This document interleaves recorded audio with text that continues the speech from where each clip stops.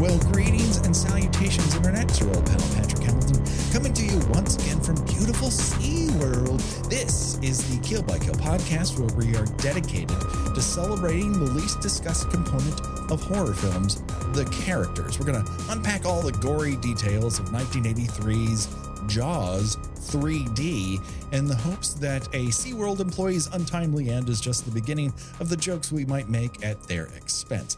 And as always, there's only one person I trust that if she finds me flashing any cheek, I'll be back to shoveling French fries, the one, the only, Gina Radcliffe. How are you doing today, Gina? I'm great. I have my SPF 97 sunblock on. Sure. I've got my best Bermuda shorts and loud printed shirt. I'm ready for our trip to SeaWorld. Always want to go. Always want to go. Never been. Looks great. Oh, yeah. What a great advertisement for SeaWorld that this film provides. Can't wait. By another theme park company. They're like, we want to go to your theme park and make it look like it's coming apart. We don't want to go to ours. No. Let's tiptoe over to your patch. I mean, I'm into the mud wrestling theme. That was unexpected. Yeah. Very few Jaws films include a local yokel fist fight happening with between Peepaw and cousins that also kiss. I don't know that that's what's in that show, but it feels like that's what's in that show. To sign me up, I'll take 2 tickets. Well, Gina, I don't want to frighten you, but we are not alone. That is right. We have a special guest. Now, you might know him from his YouTube channel, MovieJoy, or his fantastic film series, Movies with Mikey. And I have it on good authority that his unique tunnels are not only fun, but informative. The one, the only, Mikey Neumann. Hi, Mikey. Hello. Welcome to SeaWorld, everyone. I'm glad we could all meet here. Now, in San Diego. I think, well, this one I think is in Florida. I was paying half attention. It really doesn't matter so much. I mean, both of them have very similar setups, but for whatever reason, I think it's a lot of the background players just give a Florida vibe. San Diego is its own unique version of weird white people, but they're more buttoned up.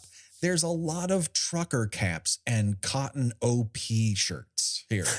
Yeah. Now to be fair, the OP shirts did make it up as far north as New Jersey, but I speak from authority when I say this. But yes. I'm pretty sure this is Florida. Yeah, I think they give it lip service at some point or the other.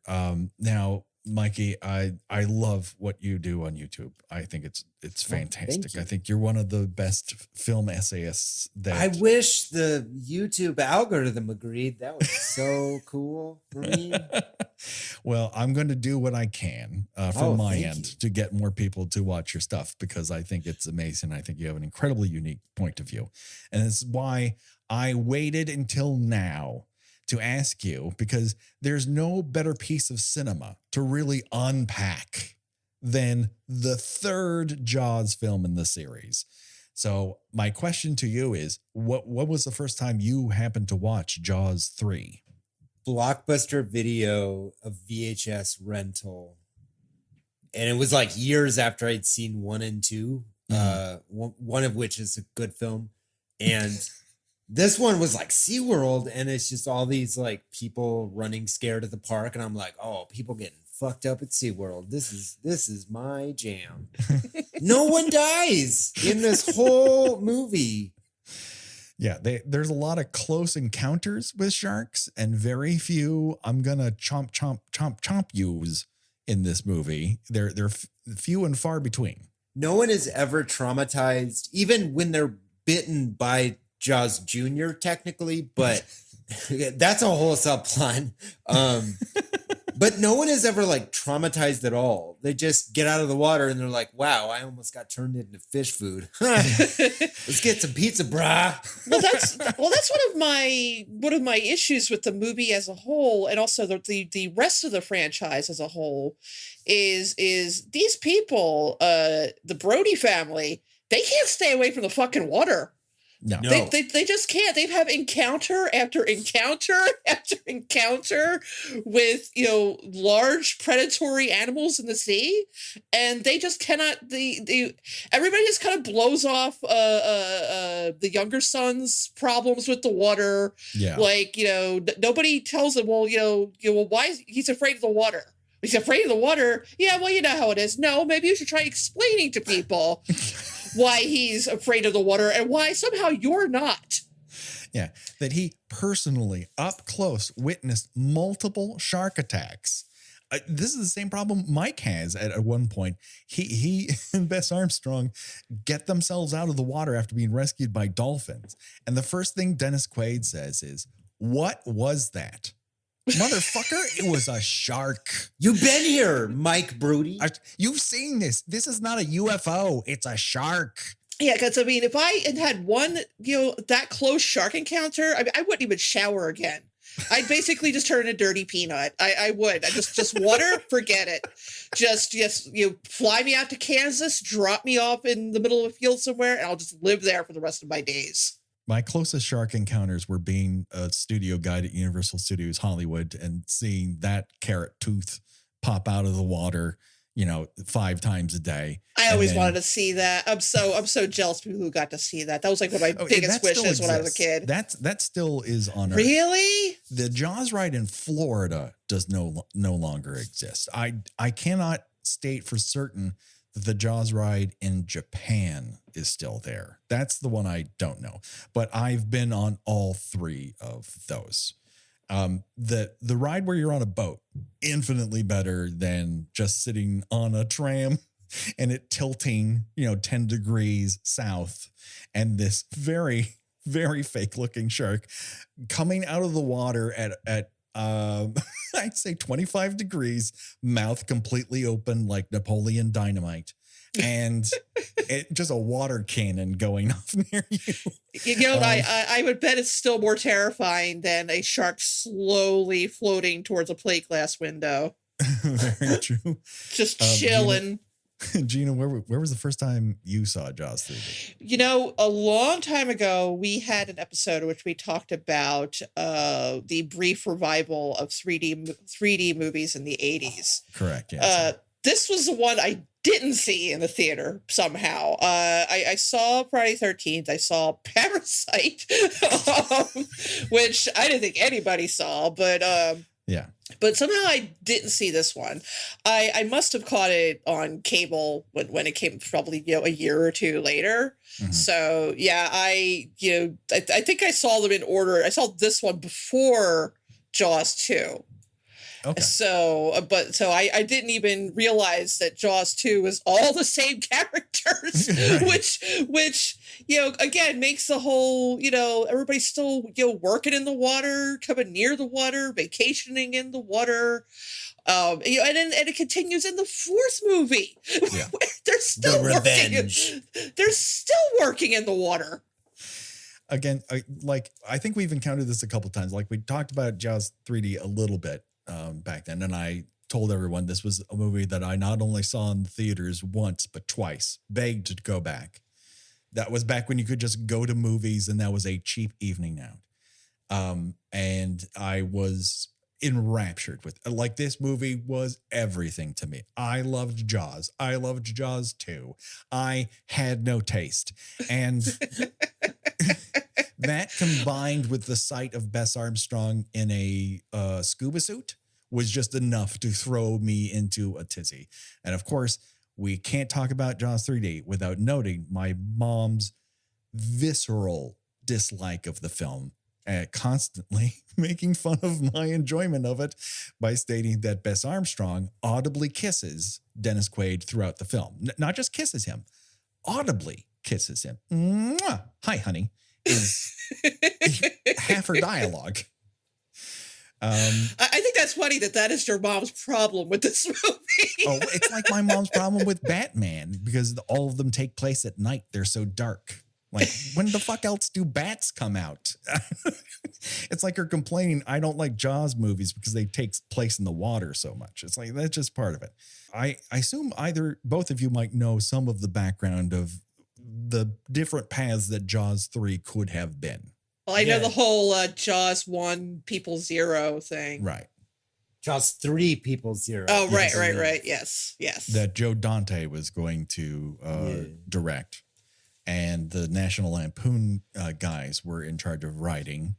And Steven Spielberg caught wind of this and said, abso-fucking-lutely not. I will never make a movie with you again if you do this script.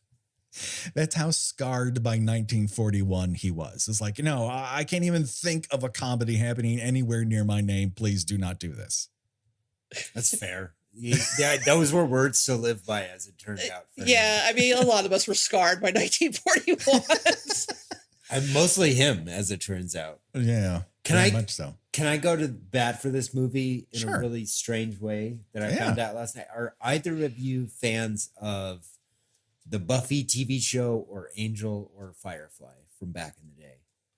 Yes, at the time it meant a lot to me. And at the time I was working at Universal Studios Hollywood, weirdly enough. Yeah. I noticed a really strange credit in the opening credits of this movie, and it's James A. Contner, who directed the majority of all of those shows' episodes. Oh, wow. And like visually, because this movie isn't ugly. It's like a film, but it's also dumb. But it's like beautifully dumb. And I was like, Buffy. I think there's parts that are beautifully dumb and also wide swaths of it in which they cannot focus either the left or right camera. But yes, continue. There was definitely a few shots where I'm like, that's suspiciously out of focus.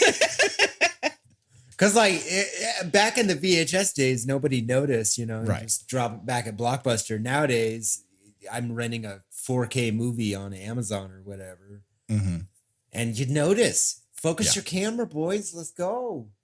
They had 2 of them, so they had 2 tries to get it right. And sometimes they're 0 for 2 on focusing the camera. It's really wild. We don't call those 50-50s. We call those 0-100s. We missed them both. The odds are really, really bad. That is wild. So was he the second unit director or was he was the DP. So he's the DP. He's responsible for all the actually very good lighting in this film, the really well shot stuff outdoors. So yes, he's using whatever like wild script and this director that I'm pretty sure never worked again after this film. No, Joe Alves was primarily known as a production designer, and he was specifically hired for this after going through a lot of people who said no. I hope he got paid. I hope so too. He was mostly hired because he was the guy who had the most experience using a mechanical shark, right? That sounds like a good idea. There is quite a lot of it's weird to think about this movie because I was watching it with my partner who has never seen Jaws 1 or 2, so I had to keep explaining to her like Mike Brody. Mike Brody. It's like the same, like the 2 kids from the first film screw up 3 and 4. Because like Sean dies at the beginning of 4, I believe. Yes. And then the shark hunts the mom. With Mario Van Peebles. Is this a fever dream? Now it doesn't sound real. No, it's also the shark roars. And rises out of the water to pluck somebody off the mast of a boat. Yeah, it's like you're just pulling an apple off a tree. It's like it's orca all of a sudden. Like is it kind of Shamus? Is it kind of cheating that most of the shark stuff in this movie is the smaller Jaws Jr. shark? Because at first I'm like, Jaws seems he's lost some weight, I think, or something. There's just like this guppy they're flying around through most of the film. I don't even know if you can call it Jaws Jr. because like we're down 2 sharks at this point. So this is like a Jaws cousin or something. Believe it or not, the original intention of this film was that it was the same shark from Jaws 2, and they were going to scar it, and it was going to travel down to Florida. So it was going to happen. SeaWorld, and someone at Universal said, that is too much. But what if we did this all in 3D? And they're like, great idea.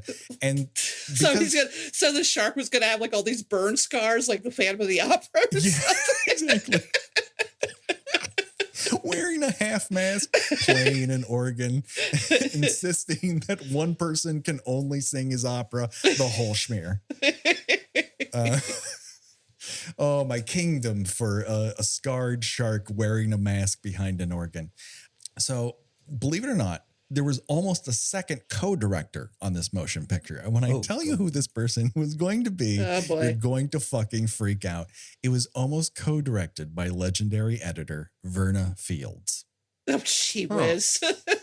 Like, that is the movie I want. Like, that would be amazing. But no, another name that's in this credits is the Richard Matheson. Oh my God. Delivered some of the greatest sci-fi, horror, fantasy concepts of the 20th century. Including this one. Add this one to the pile. Let's get SeaWorld in there. Last Man on Earth. The Incredible Shrinking Man. Get Jaws to SeaWorld. I am Shark. I am Shark. The Omega Shark. Here's how he described it. I'm a good storyteller, and I wrote a good outline and a good script. And if they had done it right, it would have, and maybe had it been directed by somebody who knew how to direct, I think it would have been an excellent movie. Jaws 3D was the only thing Joe Alves ever directed. The man is a very skilled production designer, but as a director, no. But as a director, he's a very skilled production designer. Exactly. And the so-called 3D just made the film look murky. It had no effect whatsoever. It was a waste of time. Put it on the DVD cover. Richard Matheson. A waste of time. It was a waste of time. I love that this is very much generation 2 of 3D movie making, which we see fail again in 15 years or whatever. It's just really weird to think about. 3D never worked for a period of time. Yeah. Like every time it failed.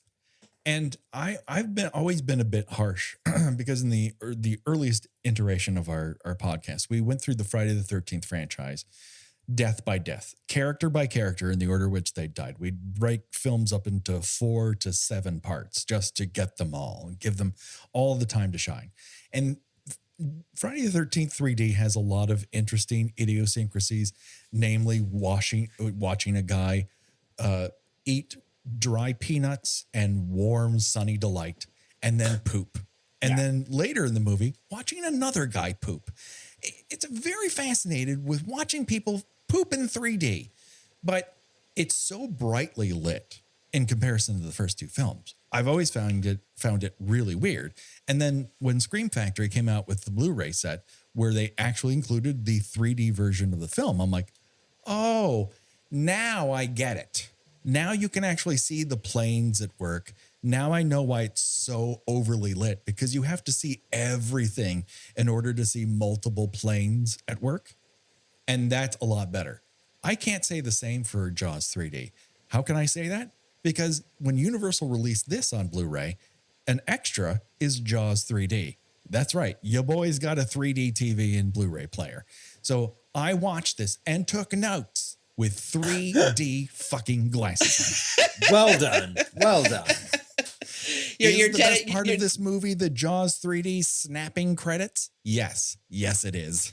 Yeah, well, the best thing I could say is that as opposed to Friday the 13th 3D, there is not as much just shoving things in the camera in this as there is in Friday the 13th. I mean, there's a couple, but it's not as, you don't get that as much. Right. Instead, you've got a gawping fish head. Right at the beginning, just sort of looking confused, like, what the hell just, and then you've got like an arm floating towards the camera.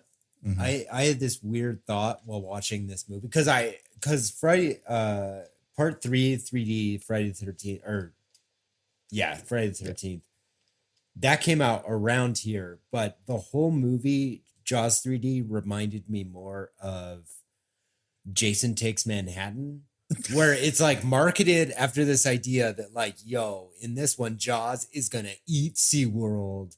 And like he doesn't get there for the whole movie. And then right at the end, it's like, fine. But everyone's okay. It's more like Jaws bumps into SeaWorld awkwardly and causes some minor haphazard damage. They should have changed the name and not signed any contracts with SeaWorld. So they actually could have made this worth the while. I think so too. Very low body. Right. They could have filmed it at any other water park. It would have been just fine. It is worth noting that this film has features the second worst thing that's, quote, suggested by the novel Jaws by Peter Benchley. The first being the novel's sex scene between Brody's wife and Hooper will remain for all time and eternal the worst thing that was suggested by the novel Jaws. Then it opens with baby shark eating a fish, and we get a fish head in 3D because you will believe a shark can eat most of a fish, but not all of it. Yeah, the fish head's like, you're probably wondering how I got here. Freeze frame. Jaws 3D is also one of the few films in which the third act is foreshadowed by a diorama. We, of course, during this opening credits, we learn that we're at SeaWorld and we meet, quote unquote, Calvin Brouchard, as he is listed in the credits, played by a recent Oscar winner at the time, Louis Gossett Jr., whose entire performance is smothered in gravy, I'll say. Yeah. Yeah, everybody in this. And I realize that it takes place in Florida, but also Patrick, you worked the amusement park scene or the theme park scene. It seems like they get a lot of people from all over the country and not just, and if not all over the world, to work at theme parks and manage them. Everybody in this has got a thick, not even Florida accent, like a thick Texas accent. You've got like Dennis Quaid, like, I don't know. Yeah, I thought that the Brody family was supposed to be from Martha's Vineyard by way of New York. But you've got, hey y'all, it's me, Dennis Quaid. How you doing? Mike Brody. And then you've got like Louisiana and like Louis Gossett. You've got this other woman who is chasing after this guy who's the one who ends up with his arm severed. She's just got this like comically broad accent. Did anyone else just in their head canonically connect the Iron Eagle series to Jaws 3D? Because I just assumed it was the same character from both franchises. Yeah, I think like Enemy Mine's the only time you don't hear Louis Gossett Jr. really lean into the Gulf Coast of his accent. But here he practically has like a shrimp in one side of his mouth and a straw from a hurricane in the other. Like he's just very Southern. And it's also implied that like his number two in command's kind of like, we don't talk about Calvin Brouchard's past.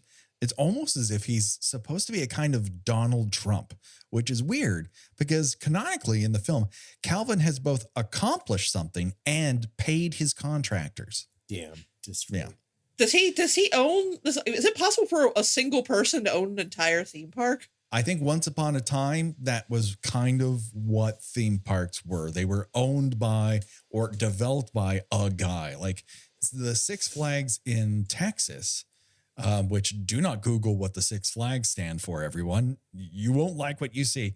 Hey, as a proud Texan, I will fight for the flags are France, Portugal, Mexico. Crap. It's been so long. Were they all the countries that used to own Texas? Is that what it comes down to? Yeah. Well, one of the Six Flags is Texas itself because it was a sovereign nation before. There we go. Yeah. Everyone in Texas is very gung-ho about that whole thing. Yes, they are. My family moved to Texas, and yes, I've learned. So we meet Mike Brody, Last Mike time you saw him, Brody. he was recovering from almost being eaten by a shark. So what did he do? Get in the water again. He's well aged to from about 17 to 30 now, even though this is only maybe 4 or 5 years after the events of Jaws 2. SeaWorld puts the years on you.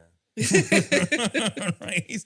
He's really aged from 17 to this 30-year-old guy in 5 Don't work years. at SeaWorld. Everybody knows It's that salt water, kind of like dries you out. So my question is this the world's first legacy sequel where they discard Jaws 2 is not actually canon? And they're like, no, that didn't happen. Jaws happened, and now Jaws 3 happened. But Jaws 2, we keep that under the collar. Do you think that's what it is? Like, do you think that according to the universe of Jaws 3, they've only had the one encounter? Because the kids never really got that close to no, I guess the one kid did. Mike definitely was in the water. He saw a guy who was helping him with the seatbelt lose a fucking leg right in front of him. And Sean was real little, but yeah, he's playing in the sand, singing the good song. Is the one who was eaten by Jaws, though. Canonically. In part 4, yeah. Yeah. The Revenge. Yeah. Do you know that that's what it is, or that's what you think is going on? But they don't say that they've had several encounters with a shark. It's possible. Yeah, everybody is remarkably like, yeah, that was a thing, like, which is funny to me because I know like a handful of people who had like encounters with dogs when they were young and just won't go near them in adulthood. So it seems odd to me that when you're that up close and seeing someone killed by a shark, you're not going to be doing anything that deliberately puts you in the water at that point. Yeah. Now, Sean definitely, like, he's going to college in Colorado. It's in a landlocked state. Like, he's trying to be a cowboy for whatever weird reason.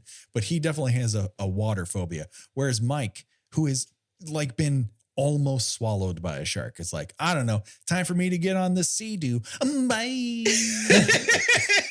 that like 1982 Sea-Doo, like the most amazing piece of technology that has ever existed.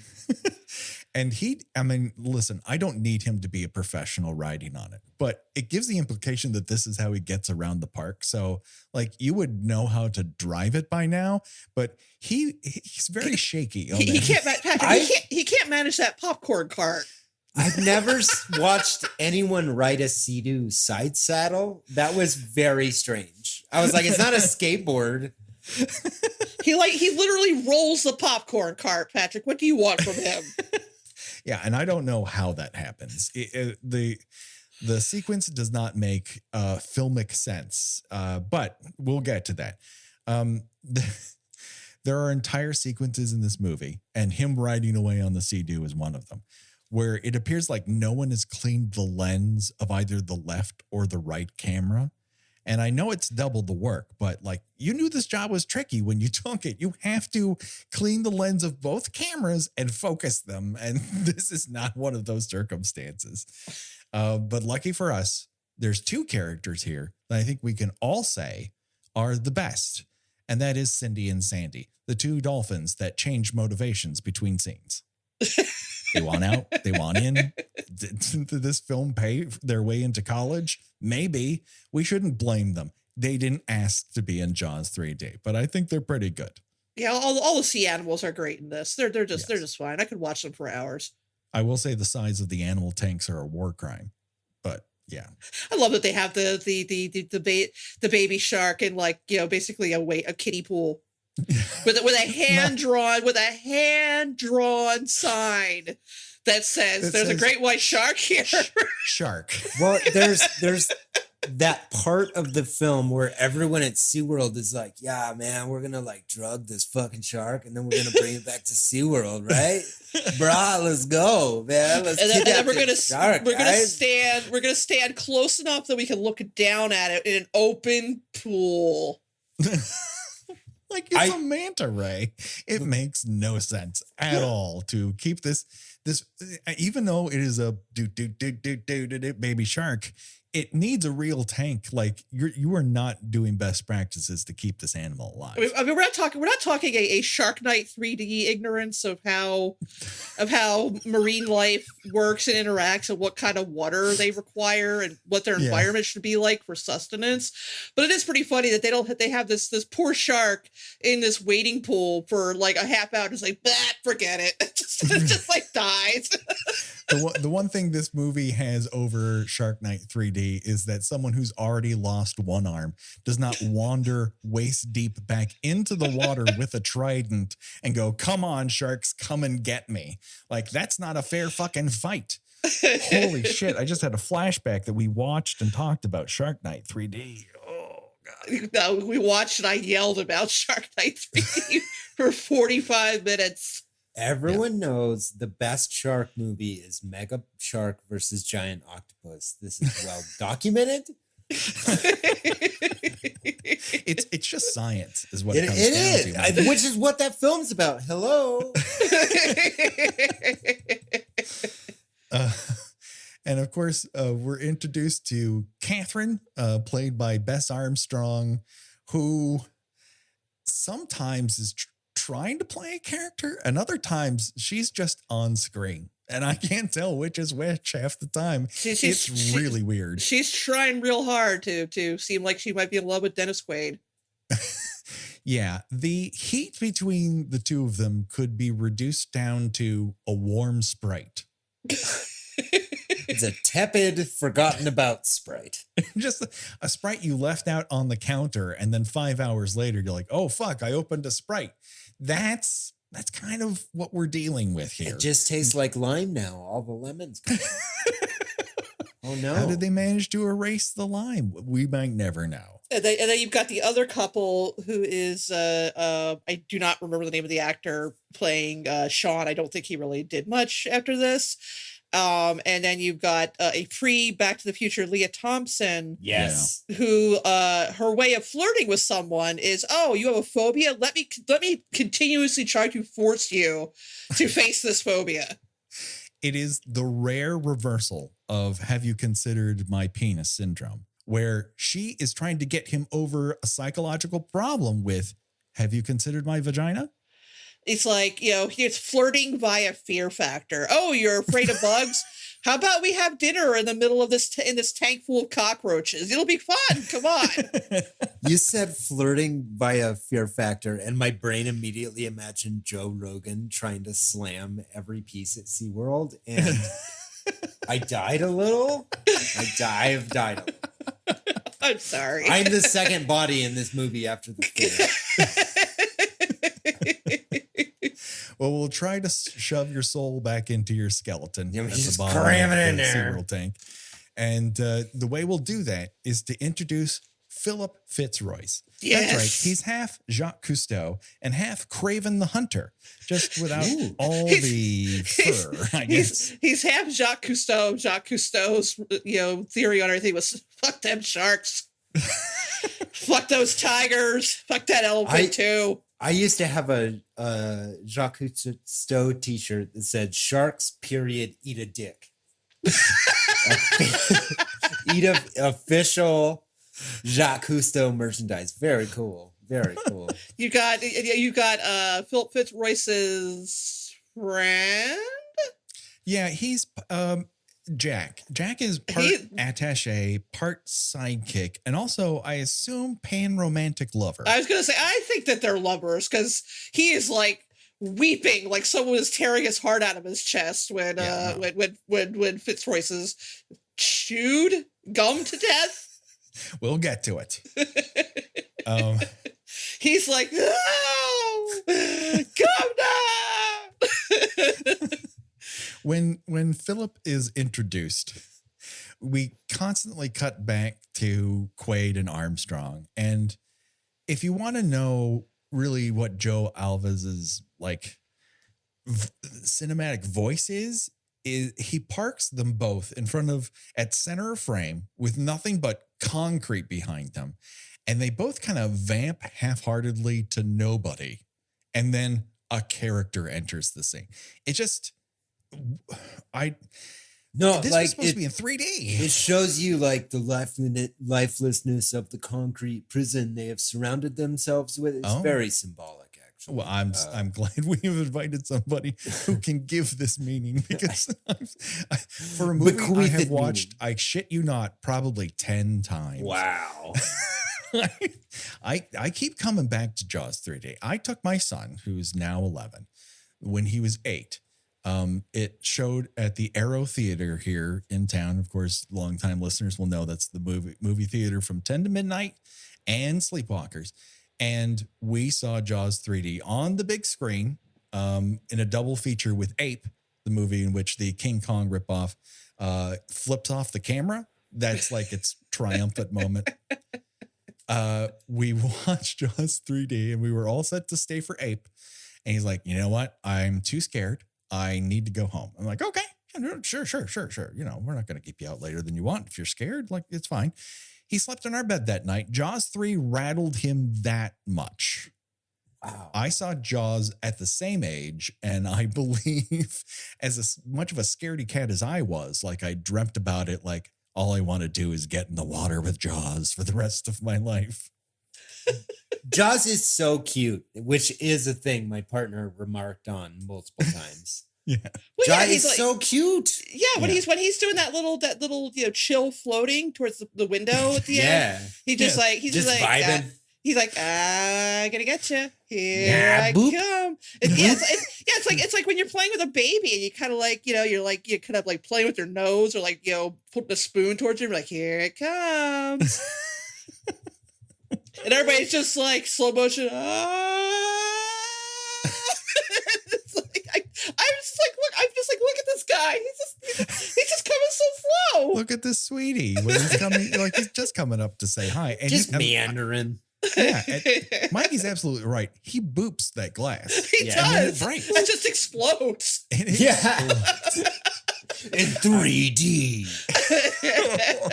Kinda. A little.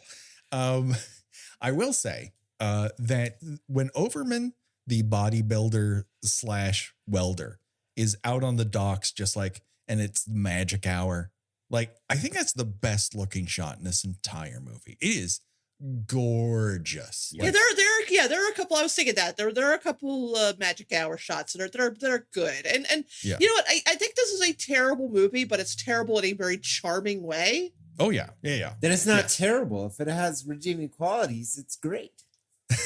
I just think it makes so many wrong decisions. Oh yeah, it creates a dish that when you eat it, you're like, I don't know that I would ever do this again, but I'd also eat this again. Yeah. That's the way I feel about Jaws 3. It's the kombucha meme of movies where you're just like making a face and you're like, oh, and they're like, no. But it's kind of like that classic combination: peanut butter and bleach. I think you nailed it. Everybody's always talking about it. That's why he's one of the greats. This is the reason why he's here. So Overman goes into the water. He's going to repair the gate that the do baby shark, and we assume mama shark, but we don't see her for a while. Yeah. They break up the gate, and he's got to go down and lock it up with a padlock, which, okay, it works fine. So he's down there. It takes him forever to put this padlock on. We get a couple of flyby fish scares before, you guessed it, a shark scream, and then he's eaten. And then 3D severed arm floats at us. Could you demonstrate the shark scream for us? Yeah, okay. The opening to a Quiet Riot song, of course. This movie has both shark screams and people who are being eaten groaning. And you hear it. Beans. That's not coming from the shark. That's coming from nephew inside a shark's mouth, just being noshed on. He's not even swallowing that guy. He's just doing damage because he got in the way. Anyways, let's get back to our flow here, because it's important that we note that Jaws 3D is brought to you in part by Michelob. Do you like drinking beer but not enough to actually enjoy it? Drink Michelob. You're never getting that Michelob sponsorship now. We are very low on Michelob's want list right now. We are not on their white list for the near future. But who knows? I might change my tune if they start paying me money. Hey, Patrick, I noticed you're walking a little funny. Everything okay? I'll be honest with you, Gina. I made a terrible mistake. With spring and summer coming up, it's getting warm outside, and I'm thinking I gotta kind of like trim down my stuff downstairs with, I'm gonna be seen in a swimsuit and whatnot. And it's bikini season, so Yeah. So I just didn't have the right tools for the job. So the only person I could think of to call into the situation is our old pal, Sharp Hand Joe himself, Freddy Krueger. And it was a terrible mistake, Gina. Oh, my goodness. No wonder. Well, there are certain tools you can get. Have you considered the Manscaper? That's true. In fact, I've heard all about the Performance Package 4.0 by Manscaped. And to be honest with you, that sounds like a much better plan than letting a burnt serial killer who's killed 20 plus children and now lives in a dreamscape to help me, downstairs.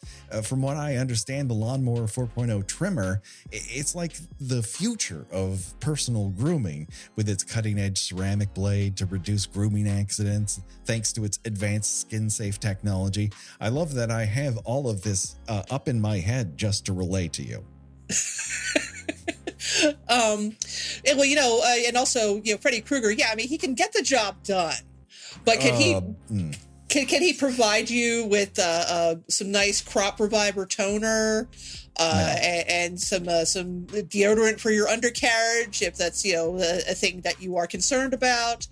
All that stuff would have changed the way I approached my hygiene routine and really would have had my balls saying thank you. But no, when it comes to that sort of help, really all that Freddie had to offer was the fact that we went down to his basement where there's all that steam. So my pores did open up, but I didn't have anything to help after the fact to help that area feel and smell better. Let's put it that way. The steam down there really just makes my hair frizzy. That's the benefit of it. Also by going to Freddy Krueger for your testicular grooming needs, you're also missing out on the free gifts that you would get with Manscaped's Performance Package, which is very nice boxers. They're boxer briefs. The ladies love those. As a lady, I can confirm that's a good look on all men, and the Shed travel bag. So that way you can keep all this stuff with you. Now you're going to get. Right on top of this, you're going to get that Lawnmower 4.0, and it is a hell of a machine. It actually has this 400K LED spotlight that allows you to see what you're doing, so you're cutting more precisely and more accurately. And on top of that, like the trimmer's waterproof, so you can do it in the shower, no more mess on your bathroom floor, and it also includes the Weed Whacker nose and ear hair trimmer, and that also has that proprietary skin-safe technology, so there's no tugging and pulling. And to be honest with you, with the glove, there's a lot of tugging and pulling. If you are listening to us and you're thinking, I'd like my testicles to be smooth as silk, you can get 20% off using our special code KBK, and you get free shipping. Free shipping. Right. Who doesn't love free shipping? It's a great package. Your balls and your wallet will love you for it. Both of them. The two things that are closest to your package, your balls and your wallet, they'll both say thank you verbally to you. So you're going to get the Lawnmower 4.0. You're going to get the Weed Whacker nose and ear hair trimmer, which works excellently. You're going to get that crop preserver and crop reviver.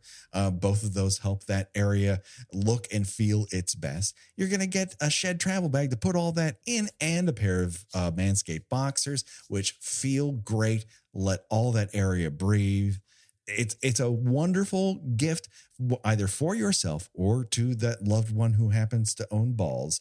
Get 20% off and free shipping with the code KBK at manscaped.com. That's 20% off with free shipping at manscaped.com when you use the code KBK at checkout. Unlock your confidence and always use the right tools for the job with Manscaped. Don't talk to Freddy Krueger about this. He's bad at it. Don't do it. Don't do it. But go to manscaped.com. And now the body count continues. Now, Sean Brody, we learn, has a couple of traits. One, he's going to college in a landlocked state. Two, he enjoys standoff, which is a game where two people kind of slap at one another until one of them falls over for reasons. Sounds great. I've seen this movie at least 10 times, and I still don't get the fucking point of standoff. I've never seen it played in real life. This was not something that translated into real life. It's like they didn't think that. It's like they thought that beer pong was copywritten, so they had to make up their own drinking game. I guess so. That sounds like the best party ever. Why didn't we do this podcast and make up our own beer pong? This is so genius. Yes, I think that is very true. We just need to come up with a weirdly physical game in which a very small woman can shove a very large man over, and she's like, "It's a game of balance," and you're like, "Oh, I guess." I mean, it's not really a game, but sure, why not? But it gives us an opportunity to really drink in the humanity on display inside of this bar that they're at. It's like Smokey and the Bandit's day player convention. Just everyone around there just has an aura. Let's put it that way. We meet Overman's wife, girlfriend, fuck partner, friend with benefits, who knows? But she's dressed like Jane Fonda's workout, but for the colorblind. She's very upset that Overman didn't come home, and everyone assumes he's simply drunk, but somewhere else. But Leah Thompson is playing a character by the name of Kellyanne Bukowski. She appears here in this scene in a pink unbuttoned button down and your Nana's couch cushion as a vest. Yep. It's a great look. It screams 1982. I had to rewind the movie when they said her name because I thought they said Kellyanne Kapowski. Right. Like from Saved by the Bell, and I was like, what? But I looked it up. Bukowski. So yes. Close, but no cigar. Very One wonders close. if that someone on that set was like, you know what? I'm a huge Jaws 3D fan. How do I make a reference to my favorite movie? And they figured it out. And someone will get it in 2022. It's odd because she is very much set up to be dead meat. Yeah. And all she ends up with is like a little scrape. He doesn't even bite her. He just kind of like rubs up against her and like scrapes her leg. She gets a flyby with teeth, basically. Yeah, and then she is fortunate enough to not be back for the rest of the movie. she's chilling in a hospital bed somewhere. She drives away in a career rescuing ambulance. Although I think that's the last we see of Sean too. So his character ended up ultimately with nothing really to do. Yeah. Well, it's hard to shine as bright as you can when you're next to Leah Thompson. A lot of people tried, and very few really escaped her black hole of star power. Like she's you want to watch more of her. Like she was able to act. Literally, she's the best actor in Howard the Duck. Far and away, outguns every single person with a duck who's not really talking to her. Like, how is that possible? She fucking runs away with that. Very weird movie. Anyway. I feel very passionately about Leah Thompson. I am. You're just like pointing, you're gesticulating, you're Alex Jonesing all over the place about how great Leah Thompson is. Yes, very much so. Very florid right now. Do we have an explanation for why Sean went from a landlocked college town to basically being the Gordon's fisherman in New England at the beginning of Jaws: Revenge? Well, that's what I don't understand. What happened, Sean? Is that okay, Sean? This is either your first Or it's either your second or your third encounter with a shark at this point. Yeah. What in the world are you doing going back to the sea town where it all started? I don't know. And he's also a sheriff in that. Now, to its credit, he's played by a completely different actor, arcade starman Lance Guest, who we previously talked about twice on the show in Halloween 2. No. Lance Guest was Mike in the in Jaws 4. I don't know why I remember that, but I remember that. Oh wait, you're absolutely right. So Mike Brody has gone from the guy who welds underwater to out of the water. Wow. They cannot stay out of the water. Now he is living in the Bahamas and giving people like boating lessons. And chastising his mother because she doesn't like going in the water. Right. What kind of collective amnesia do these people have? I think only Jaws exists in all of the sequels. They just ignore everything in between. So yeah, why Sean decided to become a sheriff like Dad, we'll never know. We'll never have to know. I don't know that I can cover Jaws 4 on this show. I'm not sure I can do that to my brain. You know what the worst thing is you were saying that and I was like, none of that's true. I already know someone is going to make a prequel 10 episode like Amazon series. Whoever pays the least money to own Jaws, whoever buys Universal, basically. Yeah. They'll do like the story you've been waiting for. How did Sean? Coming soon to Peacock. Listen, someone is going to make an Amity Island show on Peacock. Yeah, it's just going to fucking happen. Yeah. They're finally going to get that mafia storyline that Peter Benchley wrote in the book. Oh, finally. And making Mrs. Brody just constantly just bitching about how much she hates living in Amity. Just screwing every oceanologist who comes by. She has buckle up for that one. She has an orgasm and like her brain melts a little bit. That got dark. God, the Jaws novel. It's amazing they made anything good out of that. Okay. So let's talk about two of the best characters. Yes, the drug smuggling bug boys. Sorry, I've been waiting for the bog boys this whole time. They're the best. Smuggling bog boys. Now, they whisper. I had the closed captioning on. Their idea here is that they're going to steal coral from fucking SeaWorld and sell it to a guy in Miami who will pay top price for it.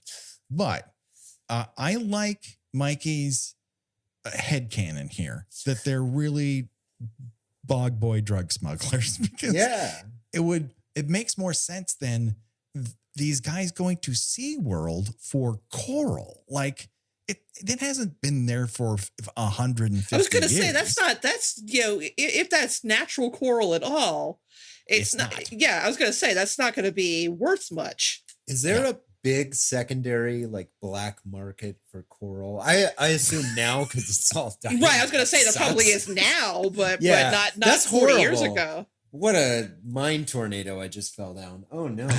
Oh no. But their journey is fraught. We get frog scares. We get a sequence in which a shrimp crawls up a reed right into your face. Probably the second most beautiful shot in the entire thing. Yep. But they decide to go crawl down this hill. They launch their dinghy, their air-powered dinghy, just on the hillside. Then they have to drag it. And they go out there. One guy goes down, and we assume is eaten whole by mama shark. And the other guy is left tugging on a rope. Eventually gets pulled down and eaten either by mama or baby shark. We don't fucking know. Either way, they had a feast. But let's then flip to two other weirdos in this movie. And that's Dennis Quaid and Bess Armstrong. And in the nearly 6-year history of the show, this is the first time I've seen two people run like Stealth Bluto at the same time. Mike Brody. His authoritative voice is to talk like this. And they come to basically cock block Sean. They drag him out of the water. That's why he became a sheriff. Oh, yes. We figured it out. That's right. We did it. He Peacock, call us. I got this. So there's that whole sequence. And then the next morning, they're fine. But those two assholes, they're dead. We do learn that Mike and Catherine own a dog whose ears are so floppy, you have to hold the ears up so it can eat. And probably the best animal performance in the entire movie. And that's saying something. Those dolphins are great. Yeah, that's the point.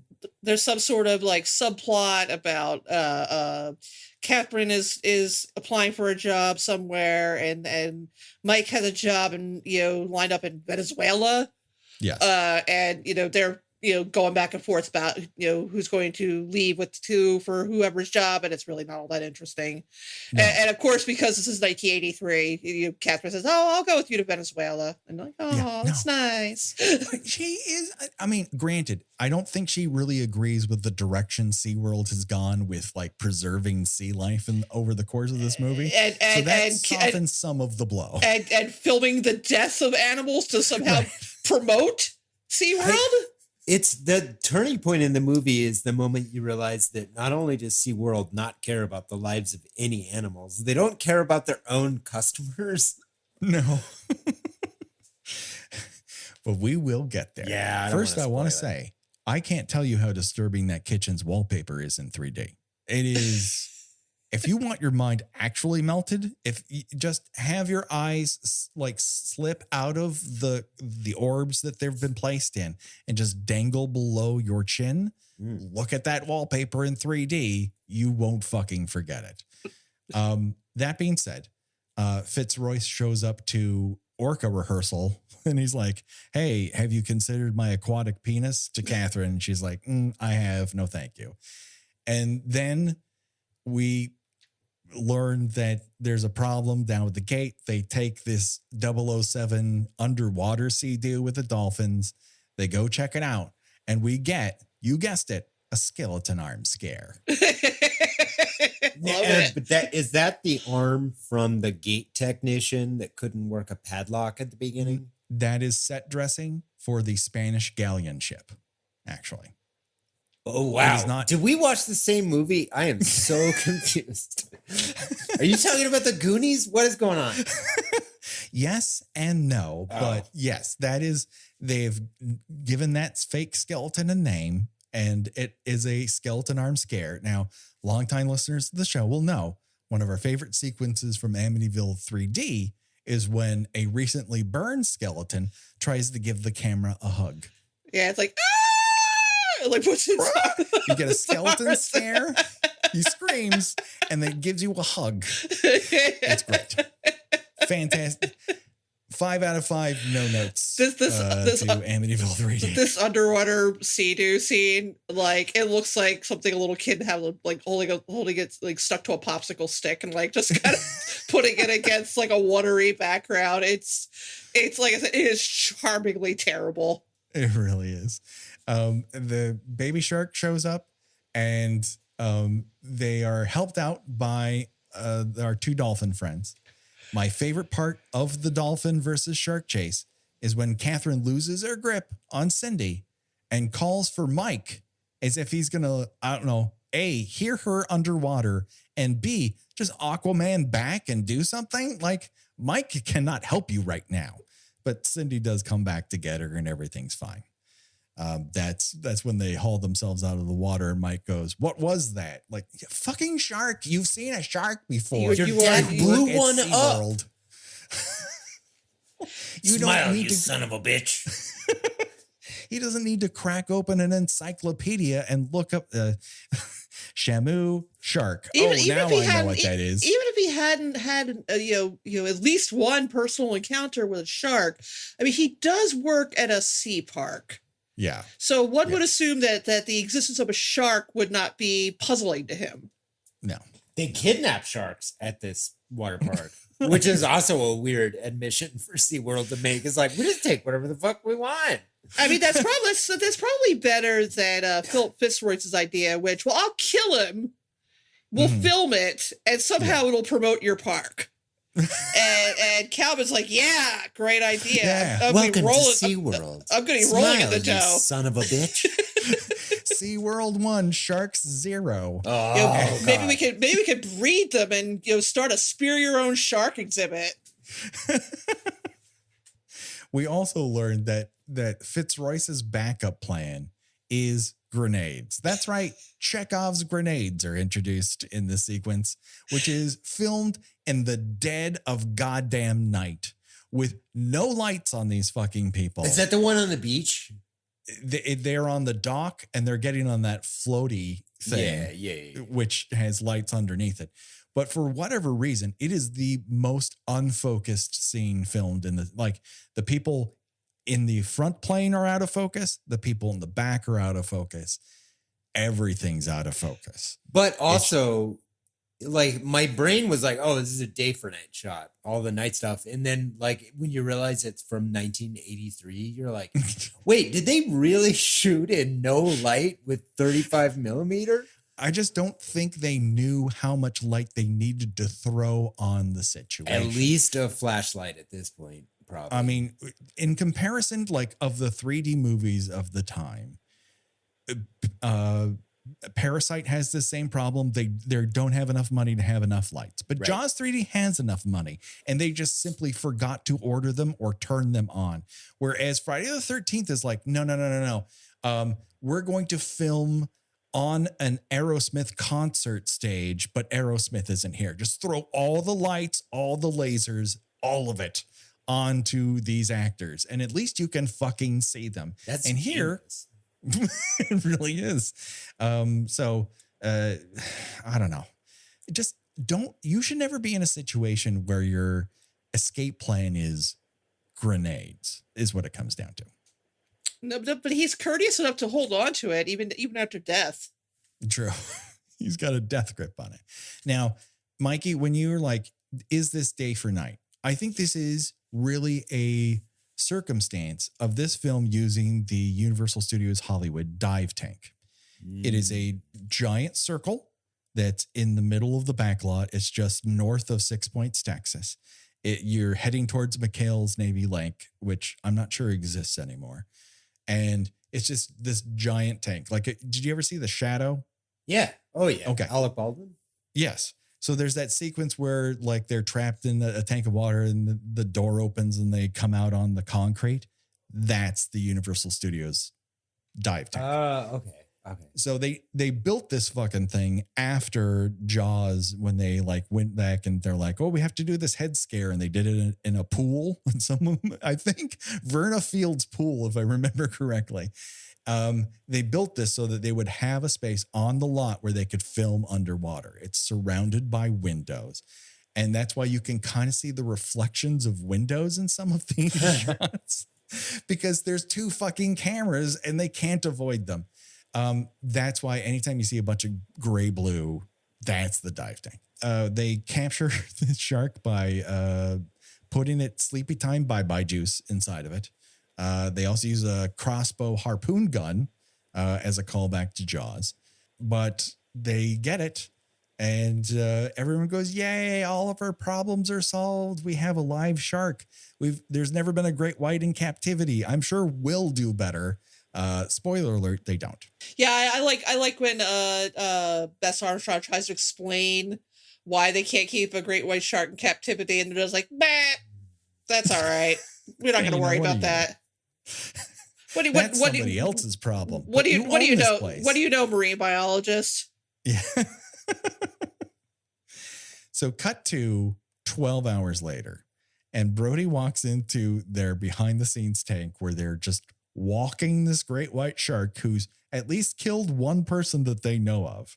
And they're walking it around and he's like, boo, I'm lonely. Stop playing with that shark. And you're like, oh, someone kick this dude in the nards. Quit doing your job and pay attention to me. But we also get Mike's exhaustive explanation of what the filtration pipe does. It's got 1 million gallons of fresh seawater pumping into the lagoon. Why won't anyone listen? This will come back into play later on. So I can't believe there's so much of this movie left to talk about. Okay. Do we get 5 full minutes of water ski team footage? Yes.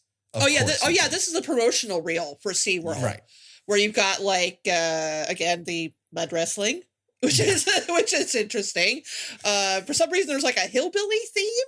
Is that yes? There seems to be a hillbilly theme that pervades both the water skiers and the onstage entertainment. Was that like and a at least real one person thing? wearing a pig costume? Was that a real thing? At SeaWorld? Fuck if I know. Cool. I honestly do not know. Can we talk about the moment you realize this movie is going to destroy itself?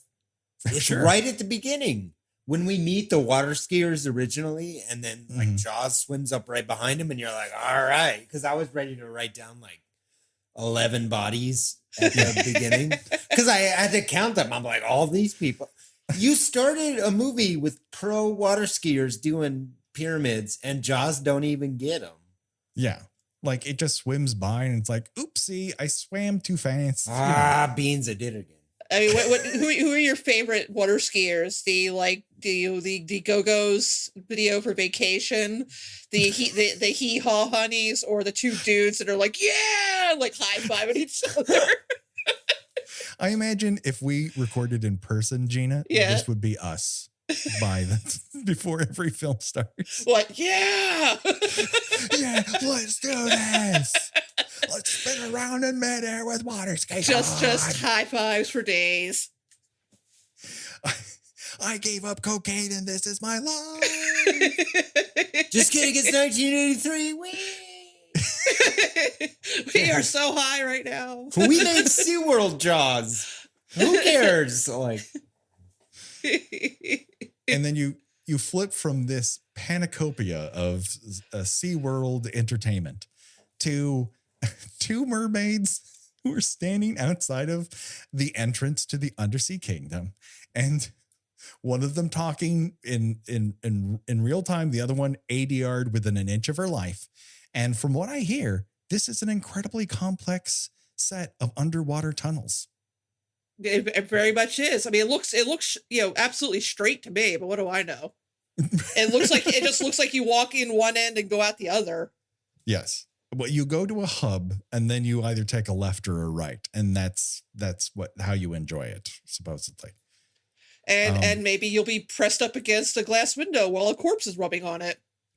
For some reason, I've watched this movie probably not 10 times, but a few times, and I still can't figure out the logistics of how that girl ends up just jammed against the glass. I don't know. It's almost as if like the everyone in the production is like, wouldn't it be funny if she almost kissed that mauled head? And they're like, yeah, let's film it. Like, hilarious. It's like in the midst of the panic, someone just grabbed her. It's like, get up against like slamming a nerd up against some lockers in middle school. How dare you? I was that nerd for liking Jaws 3. This film is a Predator meme of the 2 interlocking hands, with Pinocchio on one side and Jaws 3D on the other, with whales have big carrot teeth in the middle where their hands meet. You get slow moving eel over the PA system. You have a character called Captain Sink. I don't know what Captain Sink is a reference to. It's been a while since I read the Bible, but I don't think that's part of the story of Jonah and the whale.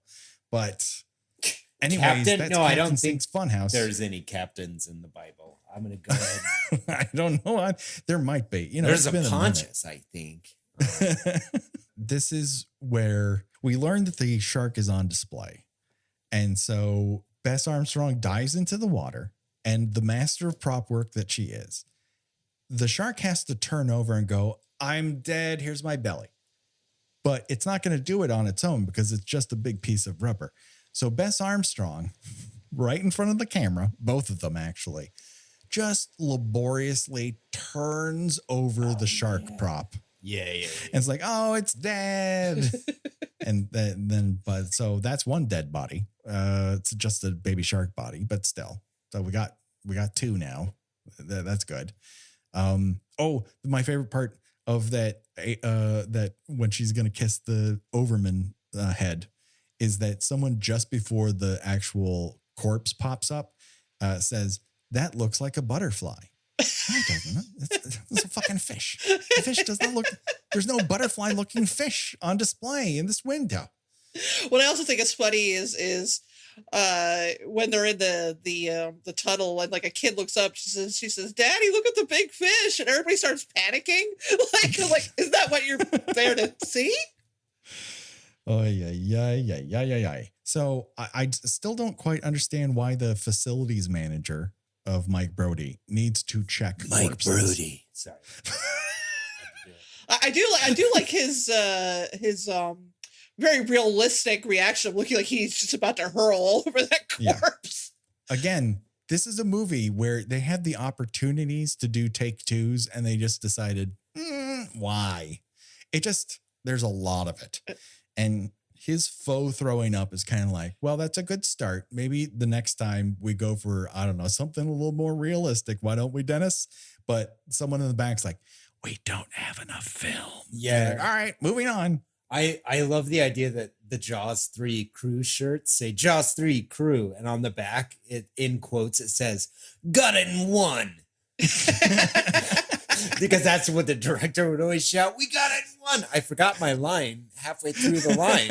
There's not even film in the camera. Okay, moving on. Yeah, we got a lot of setups today and 2 cameras to haul across this fucking We only park. got one Mike Brody. I do love Bess Armstrong's reaction to seeing the Overman corpse. She's like, where she holds her hands up. You do learn later on that she's actually measuring the size of the bite. She's like eyeballing it, which is pretty remarkable that she's able to do that. I'm pretty sure scientist. Mike Brody has a tape measure you can use. But she's just like looking at it and not yay big. Yeah. You know, making that here's how large his penis is hand gesture. The one that got away is the bite size. Exactly.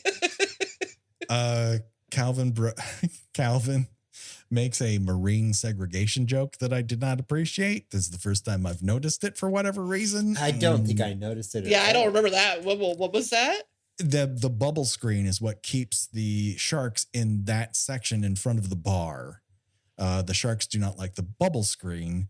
And he says it's a kind of, marine segregation. And then he gives Jake kind of a elbow, like, because of segregation. And you're like, fuck, what? Why is he making this joke? Why? No, this is bad. I do not like it. 1983, baby. What I do like is the one miserable extra who's crying into his visibly placed Michelob beer at the bar. Just like, I can't believe I got dragged to SeaWorld. I was going to say, he got dumped at SeaWorld. I think so. I think his family left him at SeaWorld. If I got left at SeaWorld and then you handed me a Michelob, yeah, okay, I see where you're coming from now. Yeah, that's not a good day. You're not smiling in that bar, but at least you get to drink. Like, do you think like they were watching like the Shamu show and his wife just handed him like divorce papers right there? This is the reason you didn't want to sit in the soak zone? Yeah, I can't get divorce papers wet, Jerry. Sorry. Jerry. Oh, God. Somehow, he's the most interesting character in the movie. But when Gossett Jr. learns that there are 2 sharks, he has a live reading. He's like, well, we're talking about some damn shark's mother? And I'm like, yeah.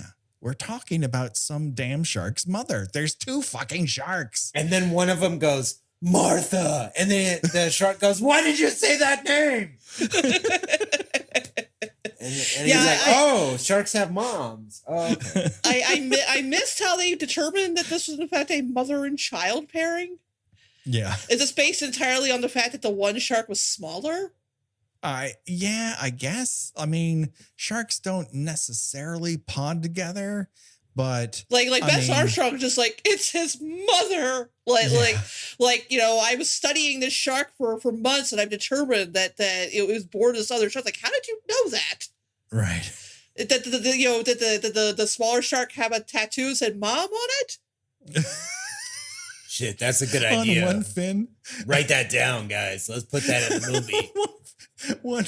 one fin with a mother tattoo with a fish hook through it. No, hear me out. Hear me out, everybody. Brainstorm. What if the shark and Mike Brody have the same mom tattoo? I'm on to something, right? Let's go. Yeah, like did the mom have a school photo and a wallet? Like, how did they? Yep. What deleted scene is out there that shows how she was able to figure this out? It's the one where Sean moves to Martha's Vineyard. It's all retroactively put in. All we fixed it. We fixed Jaws 3D, everybody. So into this bar scene shoves Mama Shark, who we're just going to assume that Bess Armstrong is right because she's the one scientist. And the reactions of the normies within this bar range from mild concern to, I'm going to push back in my seat slightly. It's not a, oh my God, I'm coming face to face with a 35-foot fucking shark. Well, I can kind of, in a way, I can kind of understand that because I feel like a lot of people's problems in this movie is this supposed to be happening? Which, I get that. I get feeling like that. It is the theme park trope that is in so many theme park rides where the theme park ride everything's gone wrong. And you're like, okay. Like, or does the queue continue after this? Or I don't know that I would immediately be able to identify a great white shark on sight. But, if I was already at a SeaWorld theme park and I saw, I'd be like, hey, that's a big fish. I guess that's supposed to be there. Yes. But all the professionals at the one table stand up and go, holy shit. Oh my God, Jesus Christ, we got to get out of here. And everyone else is like, can I get a round 2 on this bad boy? It's like, oh wow, these are really convincing actors. Other things. I love that fish puppet. Disney's only got like princesses. Look at these people. So get ready for Panic at the Aquatic Disco because everyone's going to the 3 corners of this park and screaming at everyone to get out of the water. Oh my God, this scene where Dennis Quaid can't drive a golf cart.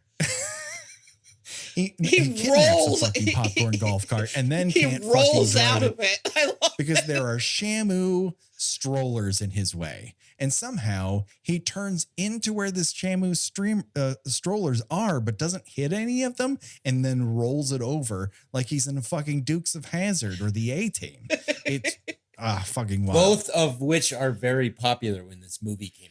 So absolutely, not at a bad time, notice. At Universal Studios Hollywood, you would have been able to witness the A-Team Stunt Spectacular, which then turned into the Miami Vice Stunt Spectacular, which then turned into Waterworld. I remember the Waterworld. Yeah. I lit a dude on fire for a summer. It was fun. Anyways, I feel like much of this scene could have been cut down or eliminated entirely if there had been a budget in this. If there had been room on this theme park budget for walkie-talkies.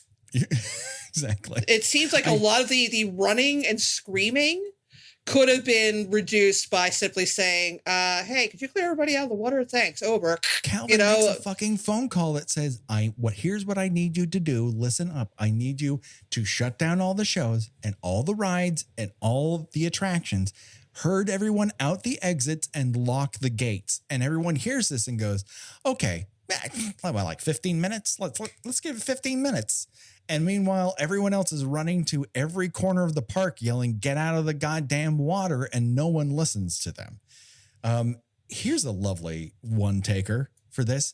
When Jack arrives at the beach and there's a guy with a beer and he kind of nudges the beer out of the guy's hand. And then they look at each other waiting for the one of them. They've rehearsed this. One of them is going to take a punch first. And then they wait for a full second of flinching. And finally, the guy playing Jack's like, fuck it, and knocks him into the water. And they're like, all right, check the gate. Let's move on. No, that can't possibly be the best take of this. If Joe Alves is going to swear in court, I took 5 different versions of that sequence. A, I don't believe you. And B, you're telling me this one was the best? fuck off. No way. No way in hell. The other killer part of this is that there's some onset sound that is used when the shark fin is behind water skiers. And for whatever reason, the noise that emerges from it sounds like they're dragging a flat tire through the water. And it's not scary. That is not scary. It's just not. You know what also isn't scary? Bumper boats. Sean, God. And they're all fine again. Again. Sean and Kelly get bumped out of the boat and they swim around a little bit, and then the shark separates the two of them, as Jaws tend to do in these movies. And Kelly gets a massive gash in her leg in the process, and she makes it out. They both go away in an ambulance. And are never I was going to say, for all we know, the ambulance drove off a cliff, because we never see them again. Nobody ever says, hey, has anybody heard how Kelly's doing? Nothing. They got enough on their hands right now, because Calvin makes his way from the bar to the hub central and puts on his best syrup and, adding the honey to the bourbon in his voice. This is like, hello, everybody. It is time for you to find the nearest exit and move there in a calm and lovely manner.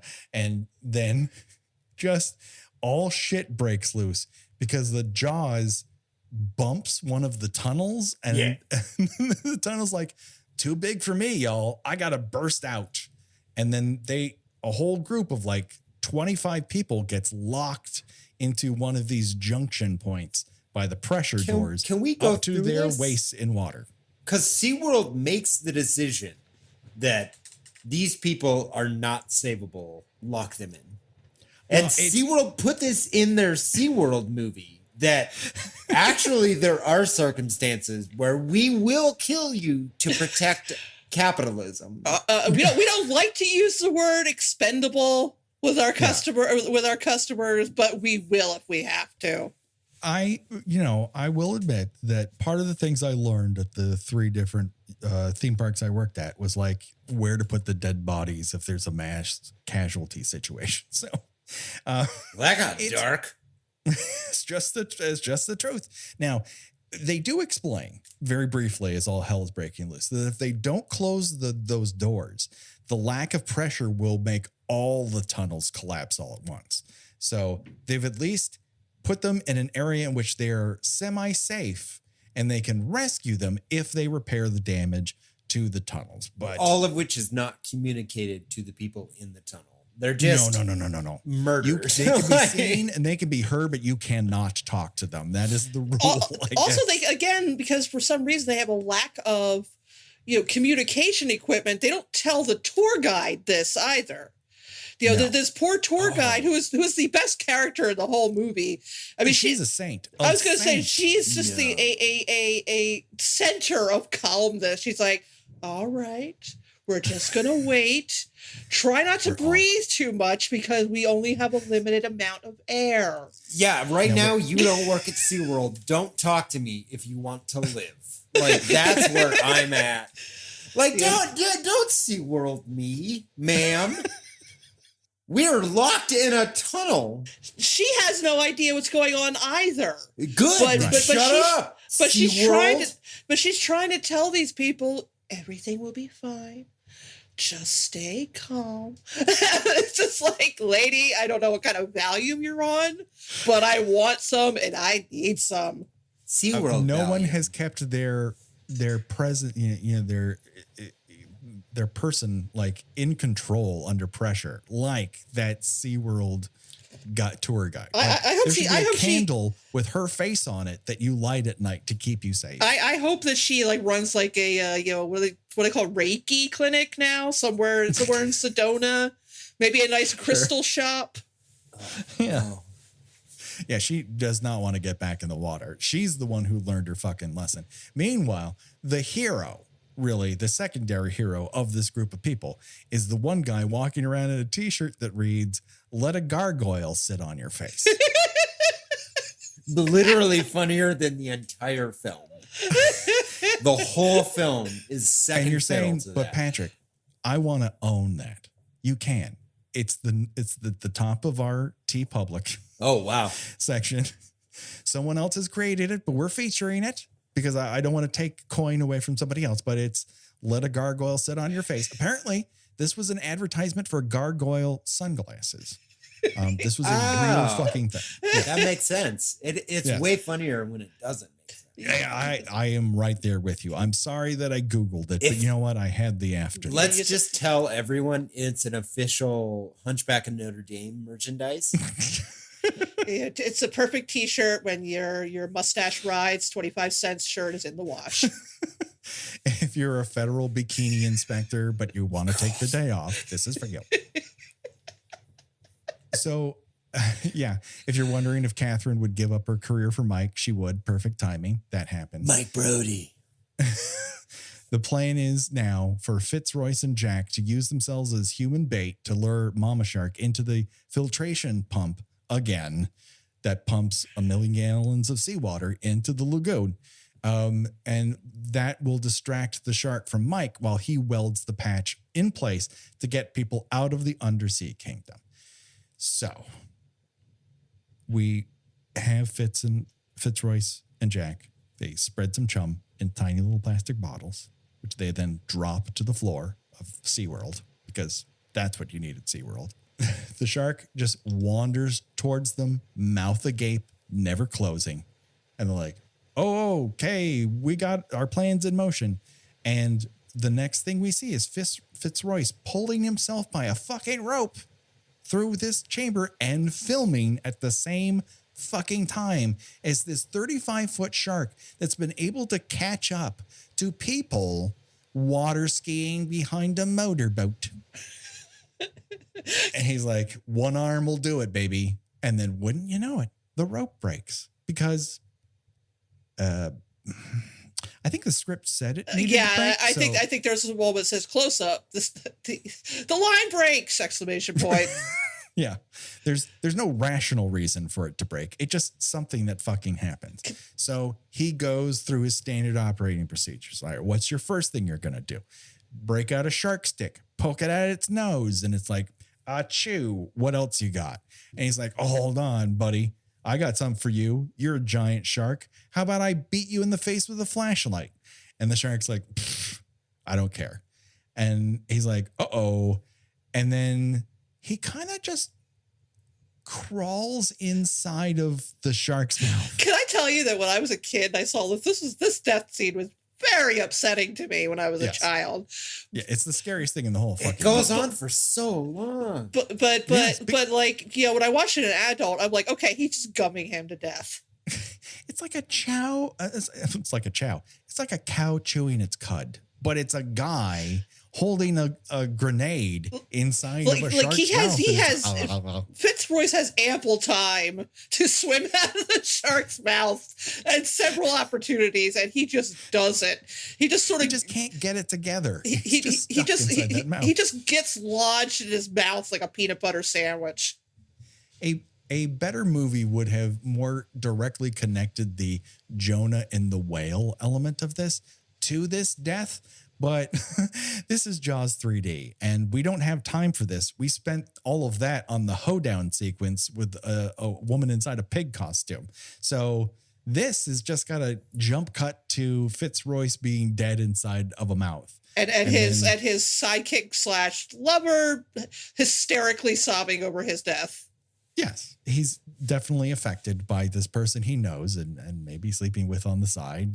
They're definitely connected emotionally, and he's distraught. And this is when Calvin gets the great idea to turn off the turbines to the tank with the idea that this will somehow drown the shark because it won't be able to swim.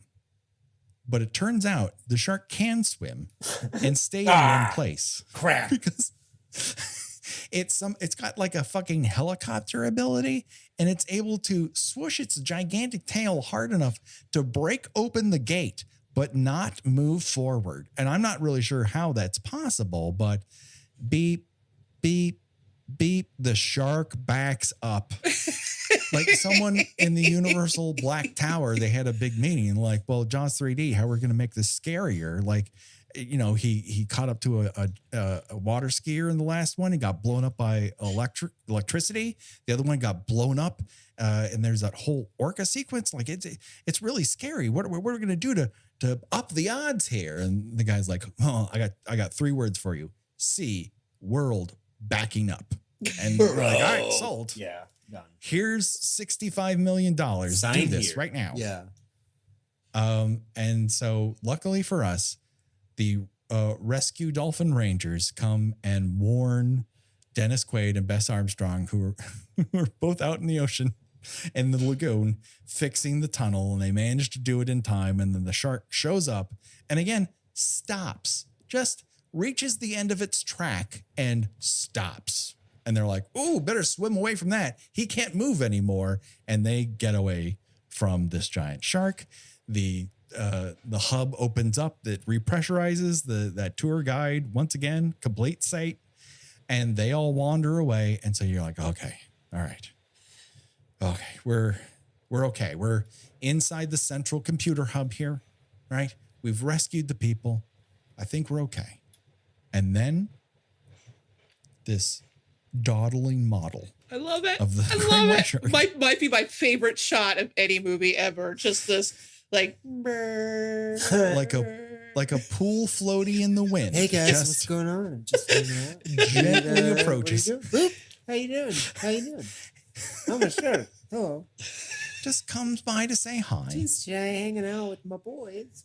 Mildly glazes Mike Brody's masterful work. Has a Michelob, of course. Has a Michelob from that very sad gentleman that he left over. grabs himself a like gargoyles still on your face shirt.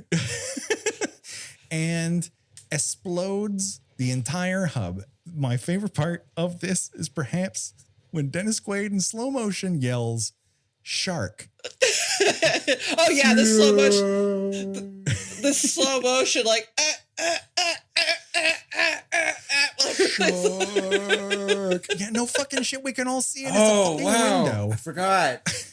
During the There's shark not situation. one person in the room who has like blindfolds on because you were gonna, break open a pinata. Like everyone can see out the window. The room explodes with water.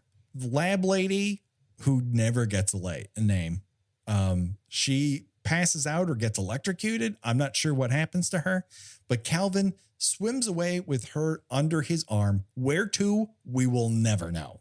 Bermuda.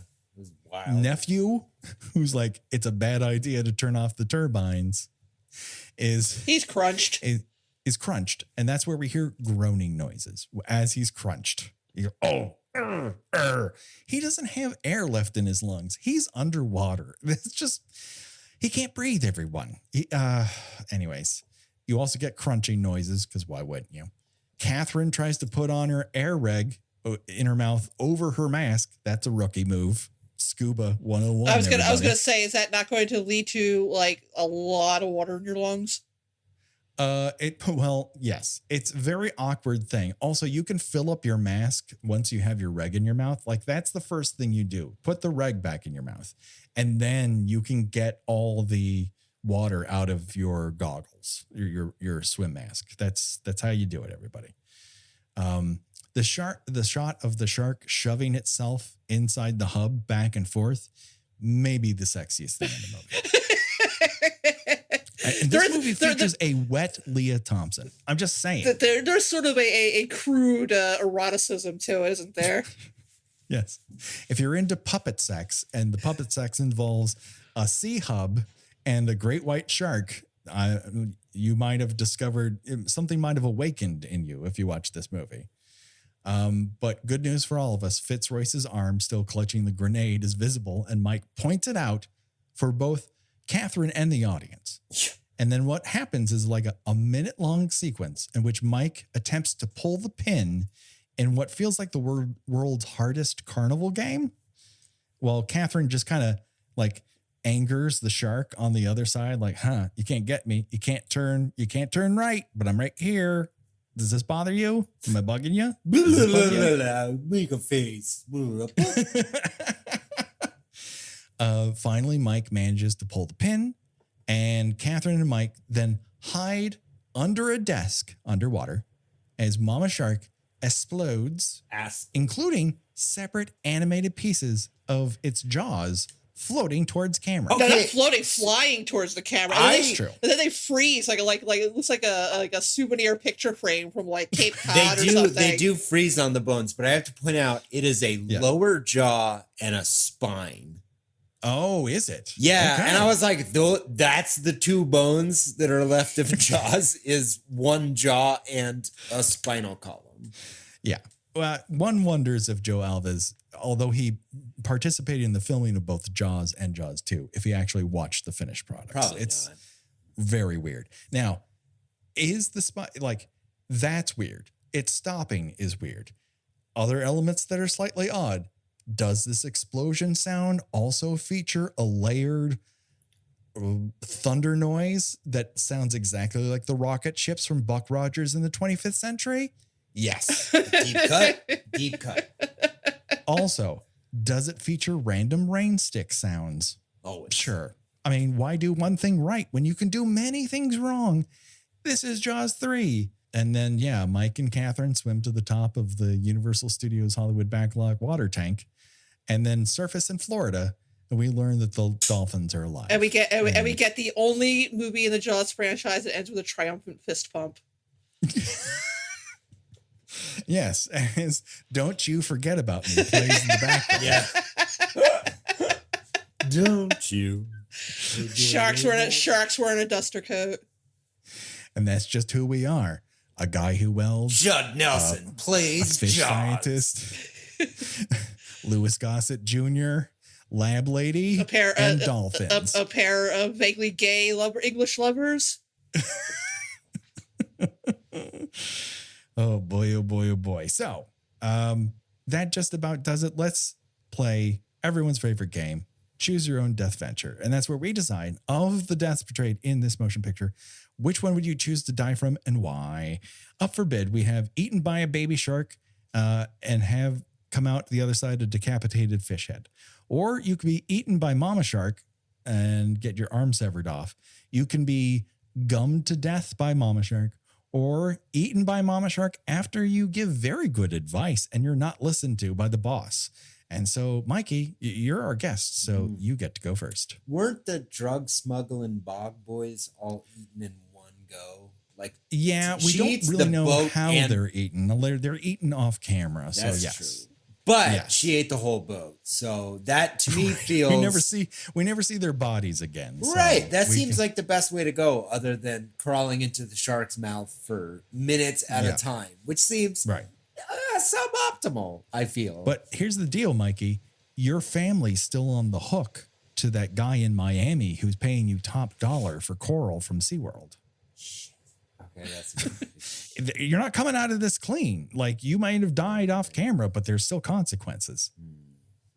In that case, if I must inherit all of the character traits, you get it part and parcel. The whole buffalo. I want to be the fish that dies in the credit sequence, and its head just kind of slowly floats there, oddly, for a moment. With just a cartoon bubble that says Caterwampus. I want a movie to start with my body being eaten and leaving my head, and I fade into the credits. It's beautiful. What a way to go. Yeah. Gina, what say you? You didn't offer this as an option, but I think that I'm just going to take just giving up and rolling over, just like, which I have considered doing a great many times over these past 2 years. That is true.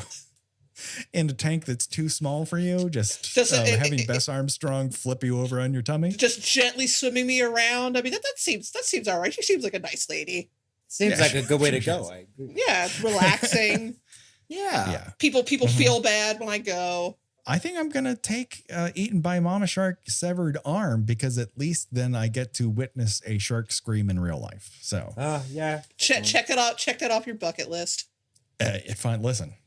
If that's going to happen, why not? Why couldn't grander things happen? I got Mikey on the podcast, so there's one dream come true. I just wanted to talk about how this is a movie of near misses. It is just people getting out of the water and never dying. It is. It's almost a Jaws movie. It's almost there. It almost got me. It's like a Jaws movie if you're watching a Jaws movie instead of actually being in it. You're just off to the side of it all the time. You're definitely the executive that heard about the story in Jaws 2 and then went, I have a great idea for a story for Jaws 3. Never seen any of them, but someone described Jaws 2 to them one time. My niece came up and couldn't shut up about it. So I think I'm going to, the kids love Jaws. So why don't we do it? Kids are all about the Jaws. I watched that Netflix video essay thing and they were all like, Jaws was so good.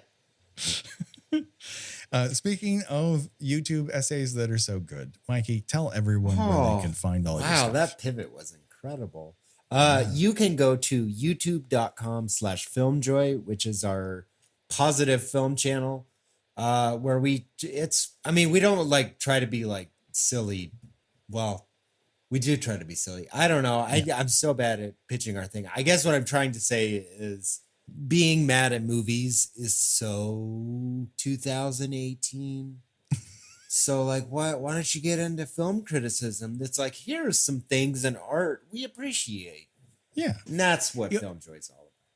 Yes. I think you're a very great force in the cinema positivity movement, where you enjoy the thing you enjoy and you don't doubt that other people might not enjoy it. It's just that you're into talking about what you enjoy rather than what you don't. I went through the 2017 holy war known as The Last Jedi. Everything that could have been said about me or to me on the internet has been said. So we just don't even care anymore. I cannot recommend the channel enough. I think it's fantastic. I own a No One Knows What They're Doing t-shirt. Oh, thank you so much. Oh yeah, go to catawampas.inc if you want to buy a No One Knows What They're Doing shirt. Thank you for that reminder. And I think it's great. I think everyone should know it. It's a quality piece of material, and I love your stuff. Gina, where can people find you on these here internets? I write about movies and television at thespool.net, and I am on Twitter and Instagram under Gina Does Things, GENA Does Things. Do it today, people. Check it out. Josh Hollis does all of our artwork.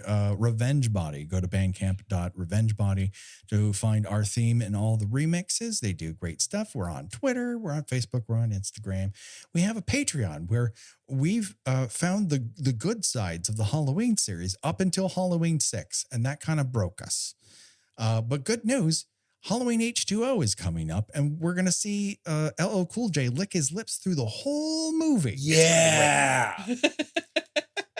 Deep as blues. My head is like a shark's fin. Deep as blues.